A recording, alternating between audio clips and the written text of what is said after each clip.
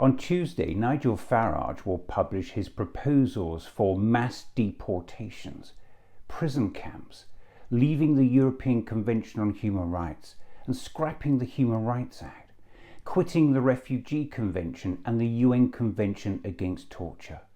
It's completely insane. Reform UK has now pledged mass deportations, with its leader Nigel Farage saying he'd take the UK out of the European Convention on Human Rights, which has been used to halt attempts to deport illegal migrants. Farage's proposals include the arrest of asylum seekers on arrival, automatic detention and forced deportation, with no right of appeal, to countries such as Afghanistan and Eritrea. Just think about that for a moment.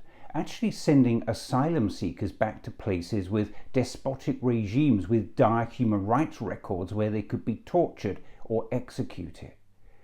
These policies would have been seen as extreme just a few years ago. And with all the major parties now shifting to the right on this issue, we should all be concerned. Farage's plan begins with leaving the European Convention on Human Rights and scrapping the Human Rights Act. We will leave the European Convention on Human Rights. I'll come back every week and say this if I have to. The European Convention on Human Rights protects our right to a fair trial, freedom of assembly and expression, the right to participate in free elections, freedom of religion, freedom from discrimination, the right to privacy, freedom from torture and degrading treatment. And if all that's not enough for you, leaving the ECHR could result in the UK's trade deal with the EU being terminated because the convention is written into the 2020 Trade and Cooperation Agreement. And leaving the ECHR would also breach the Good Friday Agreement, which requires that the convention be directly enforceable in Northern Ireland. Farage's plan to join Russia and Belarus as the only European countries outside the ECHR is most definitely not the answer to the country's problems. It would be a devastating blow to the UK's reputation within Europe and beyond as a country that accepted basic human rights obligations. We didn't leave the ECHR. So what would replace it? The second part of Farage's plan is to introduce a British Bill of Rights. That may sound great in principle, but it presupposes you can actually trust the party suggesting it with your human rights in the first place.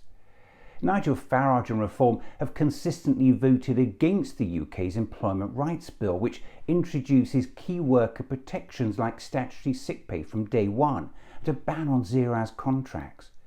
Is that a party you would want to trust with your human rights? And let's not forget the last Conservative government. Their party is now also moving towards a policy of leaving the ECHR. And when last in power, they repeatedly tried to curtail our human rights under the existing convention we're already a part of. During that time, they passed new anti-strike laws designed to rob millions of workers of their democratic right to strike. An Elections Act locked millions of people out of the electoral process. A new law stripped back our right to protest and limited our rights to judicial review. And let me leave you with this thought. The ECHR has also protected British people from abuses of power by its own government.